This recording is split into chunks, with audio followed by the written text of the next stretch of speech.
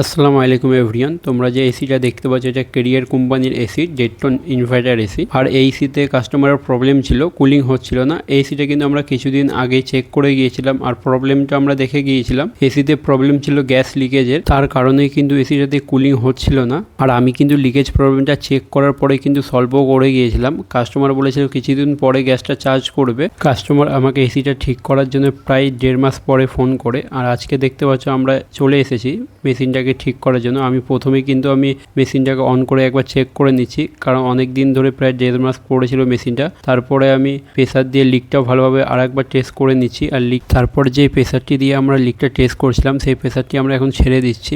ভালোভাবে চেক করার পরে আমি চলে আসি ভ্যাকুমে, আর দেখতে পাচ্ছ আমরা ভ্যাকুমটা স্টার্ট করে দিচ্ছি। ভ্যাকুমটা প্রায় আমরা 15 থেকে 20 মিনিট করব, কারণ যত ভালো ভ্যাকুম হবে কুলিংও কিন্তু ততই ভালো হবে।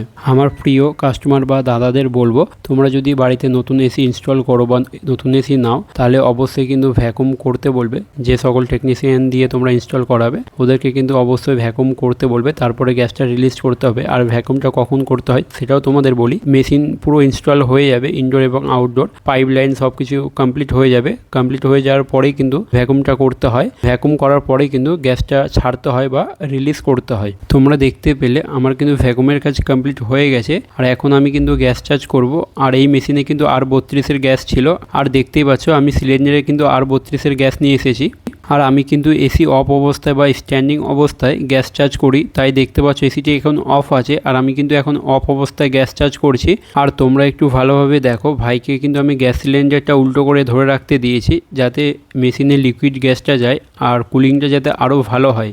যে সকল দাদা ভাইরা নতুন কাজ করছো বা শিখছো তাদেরকে বলবো, তোমরা যখন গ্যাস চার্জ করবে সিলিন্ডারটা উল্টো করে গ্যাস চার্জ করবে, দেখবে কুলিং অনেক বেটার হবে এবং তোমাদের কাজও খুব সুন্দর সাকসেসফুল হবে। আর এসি অফ অবস্থায় বা স্ট্যান্ডিং অবস্থায় কিন্তু পুরোপুরি গ্যাস চার্জ করা যায় না। যতটা গ্যাস চার্জ করা প্রয়োজন অফ অবস্থা বা স্ট্যান্ডিং অবস্থায় ততটা গ্যাস আমরা চার্জ করে দিয়েছি। এখন আমরা মেশিনটাকে অন করব বা স্টার্টিং করব, তারপরেই কিন্তু আমরা বাকি গ্যাসটা চার্জ করব। এসিটা কিন্তু আমরা অন করে দিয়েছি আর তোমরা দেখতে পাচ্ছ আউটডোরও কিন্তু স্টার্ট হয়ে গেছে। এখন আমরা রানিংয়ে বাকি গ্যাসটা চার্জ করব, তাই তোমরা দেখতে থাকো। তোমরা দেখতে পেলে মেশিনটা আমরা অন করে নিয়েছি, আর এখন যে বাকি গ্যাসটা লাগবে সেটা আমরা রানিংয়ে চার্জ করছি। তোমরা দেখতেই পাচ্ছ আমাদের গ্যাস চার্জ করা কিন্তু কমপ্লিট হয়ে গেছে। মেশিনটা আমরা এখন কিছুক্ষণ চালিয়ে রাখবো, 10 থেকে 15 মিনিট। তারপরে আমরা প্রেসারটা একবার দেখবো কততে এসে দাঁড়ায়। আর তোমরা তো জানোই R32 রানিং প্রেসার হচ্ছে 110 থেকে 20, আর আমি কত প্রেসার দেবো সেটাও তোমাদের দেখাবো। তোমরা দেখতে পেয়েছো গ্যাস চার্জ কমপ্লিট করার পরে আমি মেশিনটাকে চালু রেখেছিলাম, আর আমি 20 মিনিট চালানোর পরে তোমাদের রানিং প্রেসারটা দেখাচ্ছি। আর তোমরা দেখতে পাচ্ছ রানিং প্রেসার আছে 130।